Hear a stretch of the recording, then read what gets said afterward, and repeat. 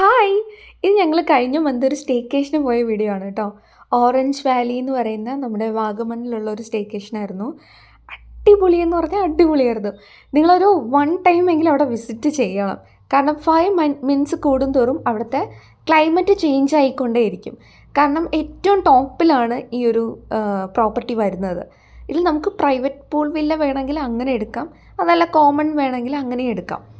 പക്ഷേ ഇതിലിപ്പോൾ നമ്മൾ ഏതെടുത്തിരുന്നാലും വെള്ളത്തിലേക്ക് ചാടണം എന്നുണ്ടെങ്കിൽ അത്യാവശ്യം തണുപ്പ് നമ്മൾ ഹോൾഡ് ചെയ്ത് നിൽക്കുന്ന കപ്പാസിറ്റി ഉള്ള ഒരാളാണെങ്കിൽ മാത്രമേ പറ്റൂ. കാരണം അത്രയധികം തണുപ്പായിരുന്നു. നമുക്ക് എന്താ പറയുക, നമ്മളൊട്ടും എക്സ്പെക്റ്റ് ചെയ്യില്ല നമ്മുടെ എറണാകുളത്ത് നിന്ന് തൊട്ടടുത്തുള്ള ഒരു സ്ഥലത്ത് ഇത്രയും തണുപ്പുള്ളത്. ഞാൻ സെക്കൻഡ് ടൈമാണ് അവിടെ പോകുന്നത്. പക്ഷേ നമ്മൾ സെക്കൻഡ് ടൈമാണ് സ്റ്റേ എടുക്കുന്നത്. ഫസ്റ്റ് ടൈം പോകുമ്പോൾ വെറുതെ പോയിട്ട് വന്നിട്ടേ ഉണ്ടായിരുന്നുള്ളൂ. ഞാൻ ആക്ച്വലി അവിടുത്തെ ഫുഡും കാര്യങ്ങളൊന്നും വീഡിയോ എടുത്തിട്ടുണ്ടായിരുന്നില്ല. പക്ഷേ അവിടുത്തെ ബട്ടർ ചിക്കൻ, വാവ്, ജസ്റ്റ് ലൈക്ക് വാവ്. ഫുഡിൻ്റെ ക്വാളിറ്റിയും ക്വാണ്ടിറ്റിയും ഒരുപോലെ തന്നെ നമ്മുടെ മനസ്സിനെ തൃപ്തിപ്പെടുത്തുന്ന രീതിയിലായിരുന്നു.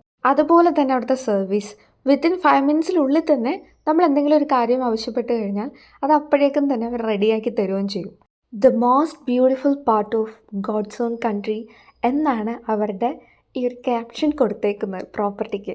അത് ശരിക്കും സത്യമാണ് കേട്ടോ. പക്ഷേ എനിക്ക് പറയാനുള്ളത്, അവിടെ ഇനിയിപ്പോൾ നമ്മളൊരു പൂൾ വില്ല എടുത്തിരുന്നാലും ശരി, അതായത് പ്രൈവറ്റ് പൂൾ വില്ല എടുത്തിരുന്നാലും ശരി, നോർമൽ വൺ എടുത്തിരുന്നാലും ശരി, നമുക്ക് അവിടെ എൻജോയ് ചെയ്യേണ്ടത് റൂമിനകത്തല്ല, പുറത്താണ്.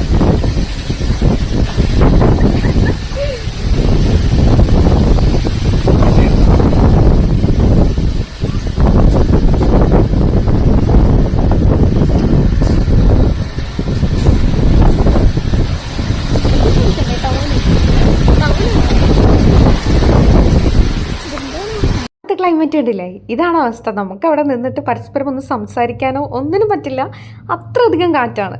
ഇതിപ്പോൾ നമ്മൾ അവിടെ നിന്ന് നടന്നു വന്ന സ്ഥലമാണ്. അവിടെ അങ്ങനെ ഒരു ബിൽഡിംഗ് ഉണ്ടെന്നേ അറിയാൻ പറ്റുന്നില്ല. ഇൻഫിനിറ്റി പൂള് കൂടാണ്ട് കുറേ അധികം ആക്ടിവിറ്റീസും ഉണ്ട് കേട്ടോ. അപ്പോൾ ഓക്കെ, ബൈ.